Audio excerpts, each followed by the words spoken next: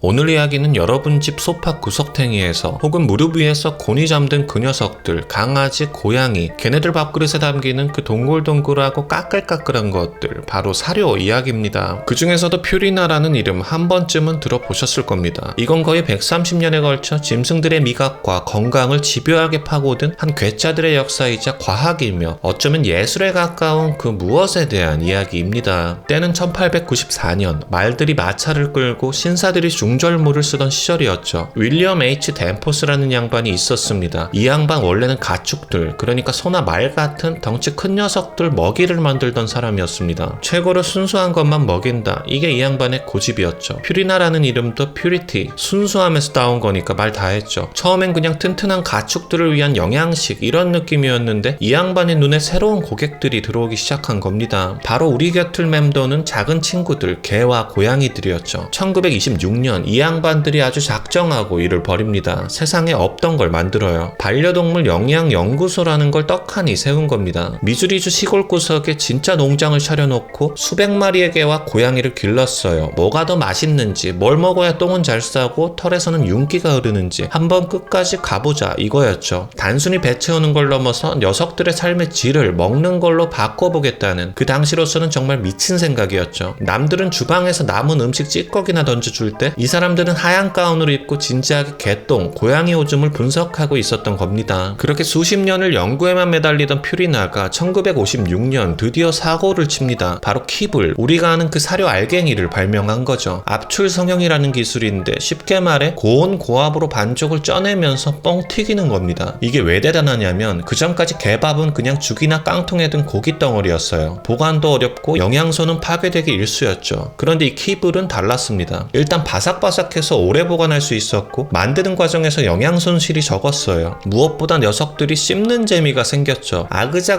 소리가 온 집안에 울려 퍼지기 시작한 겁니다. 이게 바로 그 유명한 도그차우의 시작이었습니다. 이름 한번 투박한 게 개밥, 너무 정직해서 오히려 믿음이 가는 이름. 개들만 신날 수는 없죠. 1962년 고양이들을 위한 캣차우가 등장합니다. 이때 또 하나의 혁신이 터져 나오는데 바로 타우린입니다. 지금이야 고양이 사료에 타우린 없는 거 상상도 못하지만 당시엔 아무도 몰랐어요. 고양이들이 밤눈이 어두워지고 심장이 약해지는 게 타우린 부족 때문이라는 걸 이 퓨리나의 괴짜 과학자들이 밝혀낸 겁니다. 그리고 세상에서 처음으로 건사료에 타우린을 때려 넣기 시작했죠. 우리 고양이가 밤에도 우다다를 멈추지 않는 이유? 바로 이겁니다. 당시에 차우차우차우라는 노래에 맞춰 고양이들이 춤추는 광고가 있었는데 아주 난리도 아니었습니다. 밥 잘 먹고 타우린 빵빵하게 채운 고양이들의 흥을 그렇게 표현한 것이죠. 그럼 이쯤에서 궁금해집니다. 이 사람들은 도대체 어떻게 이렇게 녀석들의 마음을 귀신같이 알아채는 걸까? 답은 아까 말했던 그 농장, 지금은 네슬레 퓨리나 펫케어 센터라고 불리는 곳에 있습니다. 여긴 그냥 동물 농장이 아니에요. 500명이 넘는 수의사, 영양학자, 행동학자들이 모여서 하루 종일 개와 고양이만 쳐다보는 곳입니다. 어떤 모양의 알갱이를 더 잘 씹는지, 어떤 냄새에 코를 킁킁거리는지, 심지어는 고양이가 화장실에서 볼일 보는 시간과 자세까지 연구합니다. 전용 놀이터에, 수영장에, 개인 맞춤 식당까지 오직 먹고 싸고 노는 임무에만 충실하면 되니까. 그 대신 얘네들의 모든 데이터는 퓨리나의 두뇌로 전송됩니다. 이런 집요한 관찰이 만들어낸 것 중 하나가 바로 바디 컨디션 스코어라는 겁니다. 우리 애가 뚱뚱한 건지 마른 건지 맨날 긴가민가 하잖아요. 그걸 눈으로 보고 손으로 만져서 9단계로 딱 구분할 수 있게 기준을 만들어버린 겁니다. 갈비뼈가 만져지는 정도, 허리 라인이 보이는 각도 같은 걸로요. 이게 전 세계 동물병원에서 표준으로 쓰이고 있습니다. 그냥 사료만 만들어서 파는 게 아니라 반려동물의 건강을 관리하는 시스템을 설계한 거죠. 14년 동안 특정 식단을 먹인 개들이 그렇지 않은 개들보다 건강 수명이 평균 1.8년 길어졌다는 연구 결과는 이들의 집착이 만들어낸 가장 유명한 일화고요. 그래서 퓨리나 사료는 도대체 무슨 맛일까요? 이걸 인간의 언어로 표현한다는 게 좀 웃기긴 한데 먼저 프로플랜, 이건 한마디로 겉바속촉의 미학입니다. 입에 한 톨 넣는 순간 와그작하고 경쾌하게 부서지는 단단한 알갱이가 먼저 잇몸을 기분 좋게 자극합니다. 이건 그냥 어떤 딱딱한 딱딱함이 아니라 수십 년간 연구한 최적의 강도죠. 너무 딱딱해서 이빨이 아프지도 너무 물러서 씹는 맛이 없지도 않은 그 절묘한 경계. 그렇게 첫 번째 저항선을 뚫고 나면 곧이어 숨어있던 부드러운 속살, 그 찢어놓은 진짜 고기 조각이 혀를 감쌉니다. 이건 마치 잘 구운 스테이크의 바삭한 겉면을 베어 물었더니 안에서 촉촉한 육즙이 터져나오는 것과 같은 배신감, 아니 황홀감이죠. 씹으면 씹을수록 구수한 닭고기 향이 코로 역류하는데 이건 인공적인 향이 아니에요. 진짜 닭을 통째로 갈아 넣었을 때만 느낄 수 있는 그 농축된 감칠맛, 혓바닥 전체를 벨벳처럼 감싸는 고소한 지방의 풍미는 마치 이게 바로 인생이지 라고 말하는 듯한 만족감을 선사합니다. 다 먹고 나서도 입안에 남는 은은한 고기향 때문에 자기도 모르게 밥그릇을 핥게 되는 그런 마성의 맛입니다. 고양이들의 미식 세계는 훨씬 더 복잡하고 섬세합니다. 팬시 피스트는 그 정점에 있죠. 이건 사료라기보다는 요리에 가깝습니다. 뚜껑을 딱 따는 순간 퐁 하는 소리와 함께 퍼지는 농밀한 생선 혹은 닭고기 스튜의 냄새, 이건 그냥 비린내가 아니에요. 잘 숙성된 치즈처럼 꼬릿하면서도 깊은 중독성이 있는 아로마죠. 특히 클래식 파테라이는 혀로 으깨 먹는 즐거움이 있습니다. 마치 차갑고 신선한 푸아그라를 핥는 것처럼 혀에 닿는 순간 사르르 녹아내리면서 그 안에 응축된 참치 내장의 고소함과 쌉싸람, 연어의 기름진 풍미가 한꺼번에 폭발합니다. 만약 여러분의 고양이가 국물을 좋아한다면 그레이비 러버스는 신세계일 겁니다. 이건 건더기만 대충 들어있는 국이 아닙니다. 오랜 시간 푹 고아낸 사골 국물처럼 진득하고 녹진한 소스가 핵심입니다. 찰랑거리는 소스를 먼저 혀로 훑어 맛의 서막을 열고 그 다음 오동통한 고기 조각을 씹으면 그 안에서 또 다른 육즙이 터져나와 소스와 어우러집니다. 마치 잘 만든 라멘의 국물과 차슈를 함께 즐기는 것과 같죠. 짭짤하면서도 달큰하고 고소한 향이 층층이 쌓여 있어서 마지막 한 방울까지 싹싹 핥아먹지 않고는 못 배기는 그런 완벽한 기승전결을 가진 맛입니다. 특히 가수분해 단백질 사료는 이들의 집착이 낳은 걸작 중 하나입니다. 음식 알레르기로 고생하는 개, 고양이들 많잖아요. 특정 단백질을 몸이 적군으로 오인해서 난리가 나는 건데 퓨리나 과학자들은 이 단백질을 아예 분자 단위로 산산조각 내버리는 방법을 씁니다. 적군의 얼굴을 알아볼 수 없을 정도로 잘게 쪼개서 몸속으로 들여보내는 거죠. 우리 몸의 면역체계가 이거 뭐지? 처음 보는 건데 일단 통과, 이렇게 속아 넘어가게 만드는 기가 막힌 아이디어였습니다. 먹는 걸로 병을 다스리는 시대에 서막을 연 거죠. 물론 세상에 완벽한 사료는 없을 겁니다. 어떤 녀석은 닭고기 알레르기가 있을 수도 있고 어떤 녀석은 유독 입맛이 까다로울 수도 있죠. 퓨리나라고 해서 모든 문제를 해결해주는 만능 열쇠는 아닐 겁니다. 수많은 논란과 비판도 존재하고 그들의 행보가 항상 정답이었던 것도 아니겠죠. 하지만 중요한 건 130년 가까운 시간 동안 이들은 단 한 번도 멈춘 적이 없다는 것. 어떻게 하면 녀석들을 더 건강하게, 더 행복하게 만들 수 있을까? 그 질문 하나에 집착하며 때로는 무모하게, 때로는 괴짜처럼 파고들었다는 사실입니다. 우리가 무심코 밥그릇에 부어주는 그 사료 한 알 한 알에는 그런 치열한 고민과 연구의 역사가 빼곡하게 담겨 있습니다. 안녕히 계세요.